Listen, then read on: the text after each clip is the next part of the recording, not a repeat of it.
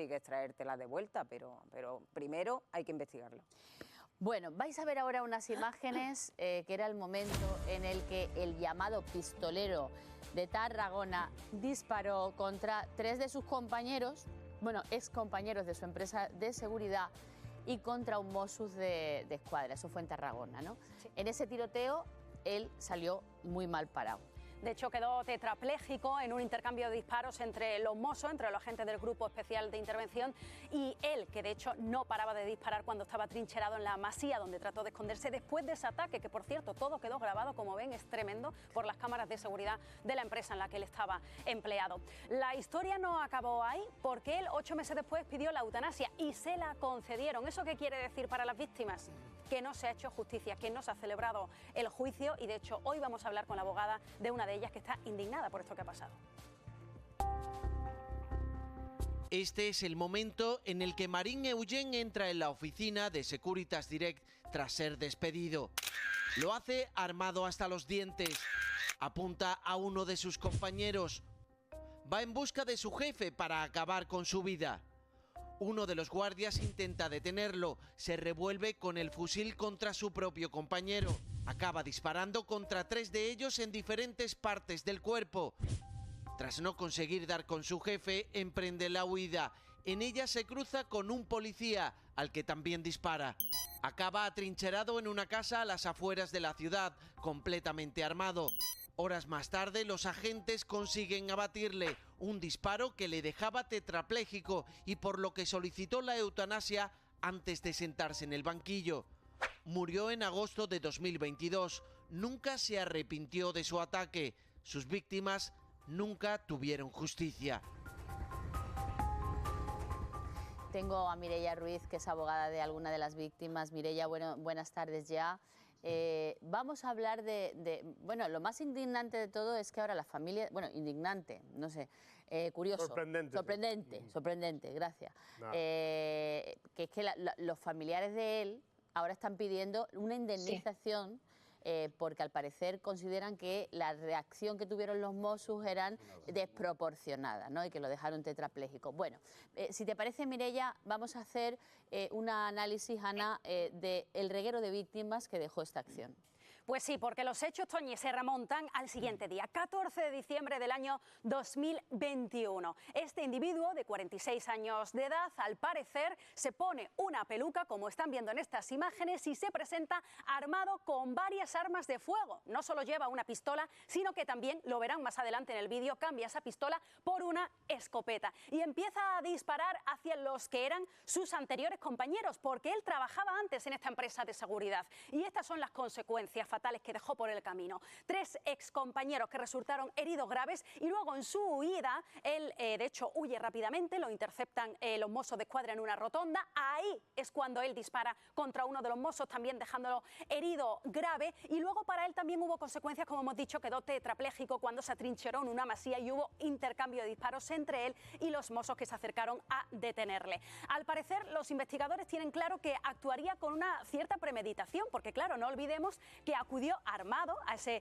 puesto de trabajo que antes le pertenecía, se puso una peluca y además, importante, parece que el móvil podría ser la venganza, porque se sabe que él escribió una especie de correo electrónico o carta donde más o menos avisaba de lo que iba a pasar. Dijo que se iba a vengar y mucho de sus jefes porque le habían hecho la vida imposible durante un tiempo. Él dejó entrever que era por un trato discriminatorio que él sufría al no ser un ciudadano español.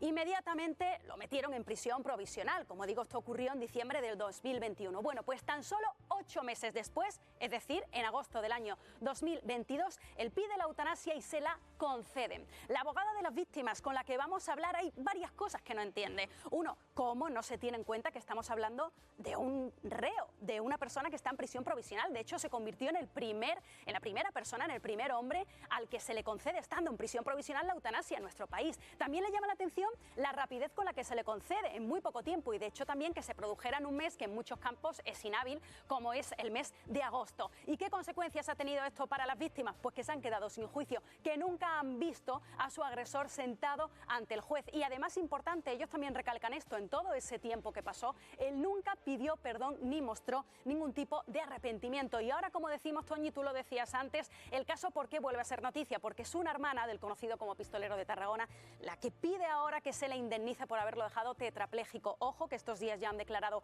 los mozos que dispararon contra él y han dicho que el ataque fue absolutamente proporcionado y que él empezó primero. Hombre, vamos, bueno. Mireia. Surrealista. Buenos días. Es como Buenos días, Toñi. es surrealista todo este caso. O sea, que estemos aquí diciendo que ahora la hermana de él está pidiendo 180.000 euros, no sé cuánto dinero. En fin, cuando las víctimas reales de esta historia...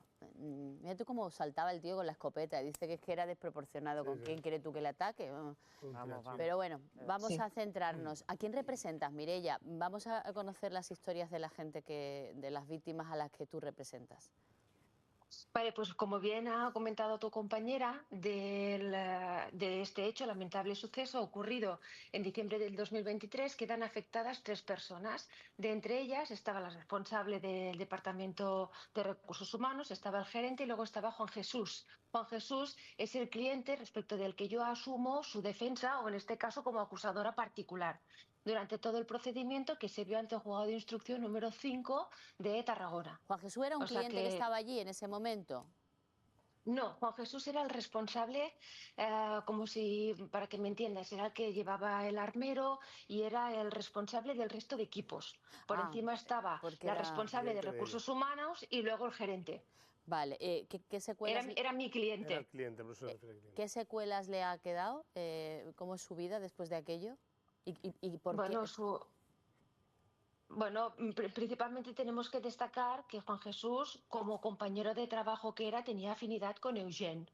De hecho, ese día en concreto, mi cliente Juan Jesús no tenía que estar en la empresa. Por eso nosotros siempre hemos sostenido que era un plan orquestado, porque Eugene no pensaba que podía encontrar obstáculo. Por eso veis en las imágenes que él lo que hace es no disparar, a matar, sino que él lo que hace es, mi cliente, primero intentar que deponga las armas, intentarle convencer de que es un error, él le hace caso omiso y para evitar que sea un obstáculo le dispara en la pierna.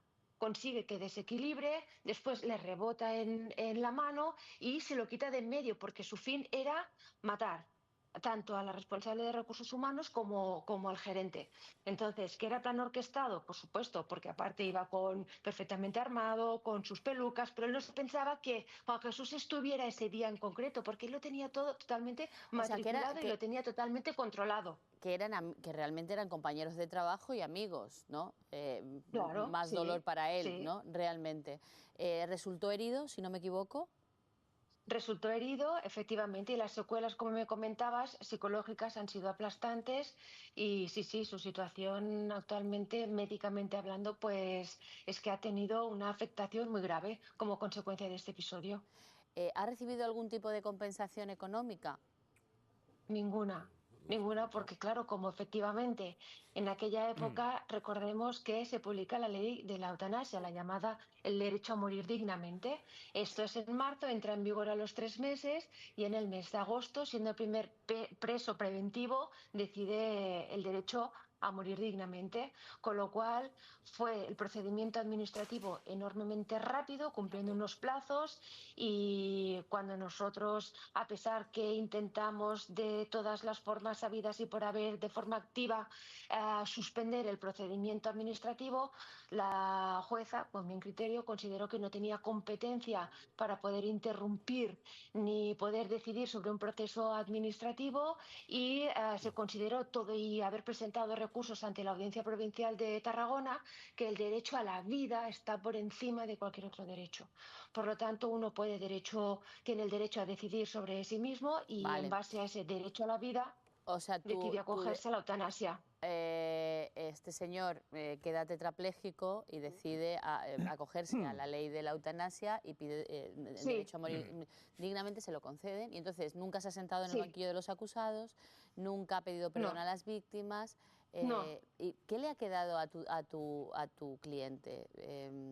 ¿Le ha quedado como el sinsabor hombre, de no verlo sentado en el justicia, La banquillo. claro. secuela, ¿no? la posibilidad también Claro. de recibir una indemnización. Claro. También ahí, claro. Claro. Claro. Nula Porque reparación del daño. indemnización, Mireia, Nada, a nadie. acaba de decir que no. Si no ha habido juicio, A mí- no a ha habido nadie. sentencia. No hay. Nada. Yo lo que Nada no de todo, entiendo en este caso, no sé si Elena como abogada tiene más datos, es qué dice la ley de la eutanasia en relación a casos como este. Es decir, a mí lo que más me llama la atención Claro, es que se la que tenga conceda pendiente a delitos, una ¿no? persona que está no se en prisión contempla, provisional y que, como dice Juan, por lo tanto, está pendiente de que se haga justicia por unos actos que él ha cometido. Hombre, ninguna ley va a todos los casos concretos habidos y por haber. Entonces, sobre todo es cuando- nada hablamos específico sobre todo para un cuando caso, las con lo cual, leyes- sumamente surrealista. Lo único que a lo mejor te lo pueden dar o no, y en este caso la jueza, yo creo que Hombre, pero debidamente podía dijo, haber- yo pero no puedo podía haber- interferir en un procedimiento administrativo. amiga, Está quedando, joder, está vamos, quedando de manifiesto ostras, paralizarlo. las leyes, Regular, pero- Si pero estamos más permitir- Pero avanzados quiero en todas decir, las leyes que contemplar la posibilidad, no este caso de que se concreto, cometa un pero delito y que no, contemplar la las posibilidad de leyes- que el señor que pide la eutanasia tenga algún asunto penal pendiente, ¿qué pasa con eso? Bueno, pues Claro. es que entonces, Las leyes no al pueden- caso concreto Las leyes, se y verá estamos de si acuerdo, se no pueden ir al autorizará o detalle. no. Lo que no se pueden hacer las leyes en 10 minutos para que se apliquen a los 15 minutos de estar es lo que nos está pasando Porque nos está pasando con más de una con ley más de una ley. Sí. que se Con los resultados desarrollan que más ya con conocemos ideología que con fundamento jurídico y tenemos, bueno, estamos viendo en Mireia. todos los casos como hay huecos tremendos. ¿Qué dicen las víctimas de que ahora la hermana esté pidiendo encima una indemnización porque considera que su hermano se quedó tetrapléjico porque lo que hizo los Mossos de Escuadra fue una medida desproporcionada?